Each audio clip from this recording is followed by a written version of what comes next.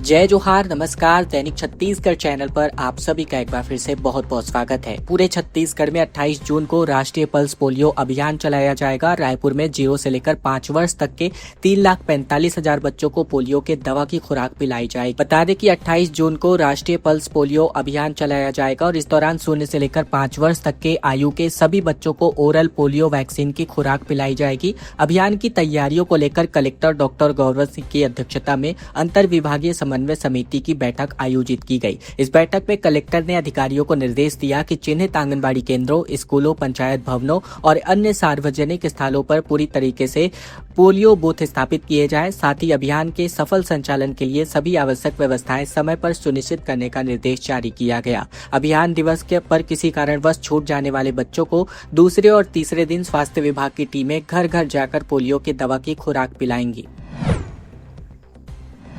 छत्तीसगढ़ में उमस भरी गर्मी के बीच बारिश का राहत देखने को मिला, जहां बिलासपुर, दुर्ग में जमकर बादल बरसे, रायपुर में तेज हवाएं चली और गरज चमक और तूफान का अलर्ट अभी भी जारी है।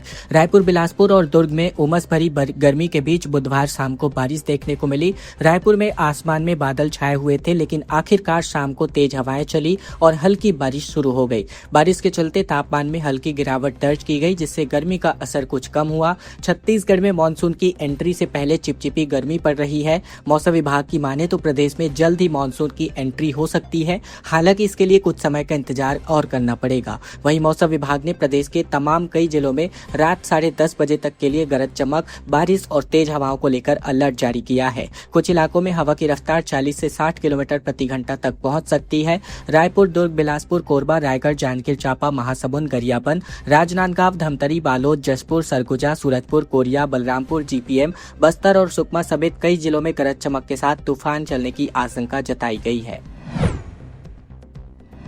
बड़ी खबर छत्तीसगढ़ के कोरबा के कटघोरा से, जहां पटाखा गोदाम में भीषण आग लग गई। जहां एक पटाखा गोदाम में भीषण आग लगने की वजह से धुएं का गुबार दूर से ही आसमान में दिखाई दे रहा था। आग लगने का कारण हालांकि अज्ञात है। वहीं मौके पर अफरा तफरी मच गई और यह घटना कटघोरा थाना क्षेत्र के रामपुर की बताई जा रही है। जानकारी के मुताबिक सरवा पटाखा गोदाम में भीषण आग लग गई। पटाखों के धमाकों की वजह से पूरा इलाका दहशत में आ गया था। आग लगने का कारण अभी तक अज्ञात बताया जा रहा है।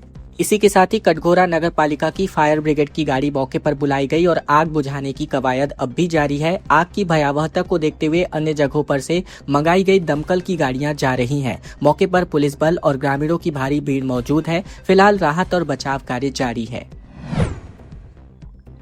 दुर्ग के 25 गांवों में जमीन की खरीदी और बिक्री पर रोक लगा दी गई है। East west dedicated freight corridor परियोजना के लिए कलेक्टर ने आदेश जारी किया है। दुर्ग जिले में प्रस्तावित east and west dedicated freight corridor परियोजना को लेकर प्रशासन ने अब एक बड़ा फैसला किया है। कलेक्टर अभिजीत सिंह ने जिले के 25 गांवों में जमीन की खरीदी और बिक्री, खाता विभाजन, नामांतरण और भूमि उपयोग परिवर्तन पर अगली सूचना तक अस्थायी रूप से प्रतिबंध लगा दिया है। यह आदेश तत्काल प्रभाव से लागू हो गया है और अगले आदेश तक प्रभावी रहेगा। यह कॉरिडोर देश की महत्वपूर्ण रेल माल परिवहन परियोजनाओं में शामिल है। इसकी लंबाई लगभग 2100 से लेकर 2200 किलोमीटर तक प्रस्तावित है। यह पश्चिम बंगाल के दानकुनी से शुरू होकर झारखंड, ओडिशा, छत्तीसगढ़, महाराष्ट्र और गुजरात तक जाने वाला है। परियोजना से औद्योगिक और खनिज क्षेत्रों को बेहतर रेल कनेक्टिविटी मिलने जा रही है। दुर्ग भिलाई क्षेत्र के लिए यह परियोजना विशेष रूप से महत्वपूर्ण मानी जा रही है। इसके शुरू होने के बाद भिलाई स्टील प्लांट, सीमेंट उद्योग, खनिज आधारित इकाइयों और लॉजिस्टिक सेक्टर को तेज, सुरक्षित और कम लागत में माल परिवहन की सुविधा मिल सकती है।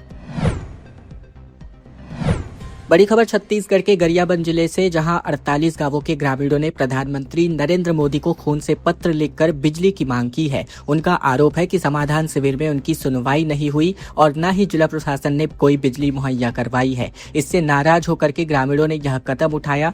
ये पूरा मामला मैनपुर ब्लॉक के राजापड़ाव क्षेत्र का है, जो उदंती सीता नदी टाइगर रिजर्व के बफर जोन में आता है। बुधवार को 8 पंचायतों के तकरीबन 48 गाँवों के सैकड़ों ग्रामीणों ने ब्लड से 500 से ज्यादा लेटर लिखे हैं, जिसे स्पीड पोस्ट के जरिए प्रधानमंत्री मोदी और राष्ट्रीय बाघ संरक्षण प्राधिकरण यानी NTCA को भेजा जाएगा। वहीं ग्रामीणों का कहना है कि बिजली, शिक्षा, स्वास्थ्य, सड़क, पुल पुलिया, शुद्ध पेयजल, साथ ही सामुदायिक वन संसाधन और वन अधिकार पट्टा जैसी तमाम सुविधाएं नहीं मिल पाई हैं।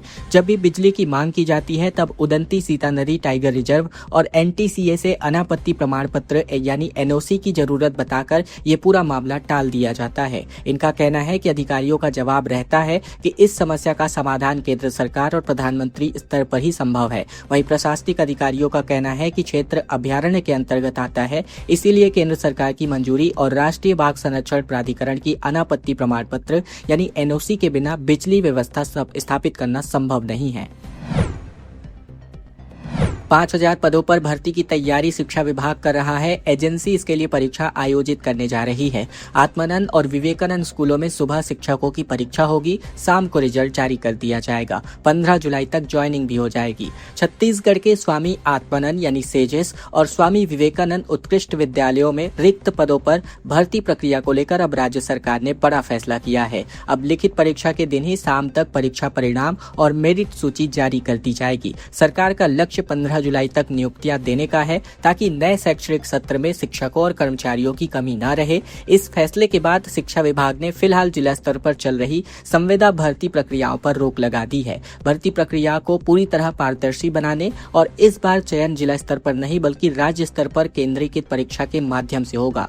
लिखित परीक्षा निजी एजेंसी द्वारा आयोजित कराई जाएगी और इसके लिए शिक्षा विभाग ने निविदा और आमंत्रित कर दी है।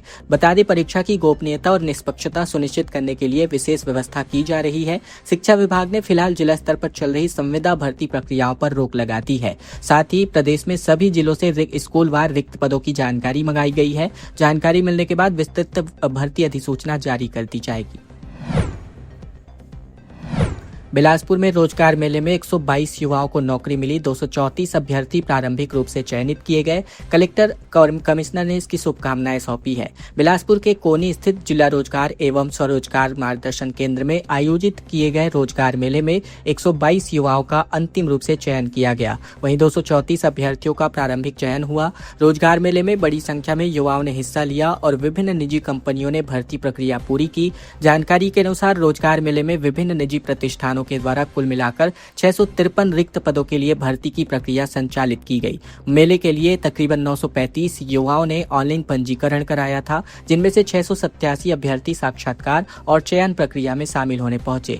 रोजगार मेले का निरीक्षण संभागायुक्त सुनील जैन और कलेक्टर संजय अग्रवाल ने किया। दोनों ही अधिकारियों ने चयनित अभ्यर्थियों को शुभकामनाएं दी और अन्य युवाओं को भी रोजगार के अवसर का लाभ उठाने के लिए प्रेरित किया। निरीक्षण के दौरान अधिकारियों ने विभिन्न कंपनियों के प्रतिनिधियों को और साथ ही रोजगार की तलाश में पहुंचे युवाओं से बातचीत कर भर्ती प्रक्रिया की जानकारी ली। संभागायुक्त सुनील जैन ने कहा कि रोजगार मेले युवाओं और उद्योग जगत के बीच एक महत्वपूर्ण सेतु का कार्य करते हैं।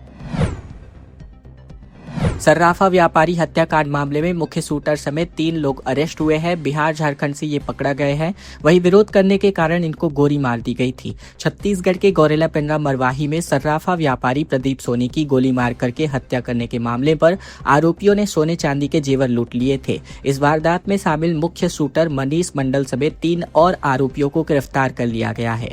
इसमें से बिहार का मनीष मंडल उर्फ राहुल और सुजीत उर्फ राजू दास शामिल है। इसके अलावा झारखंड के संतोष दास को भी अरेस्ट किया गया है। इस मामले में पहले मास्टरमाइंड समेत 4 आरोपियों को गिरफ्तार किया गया था।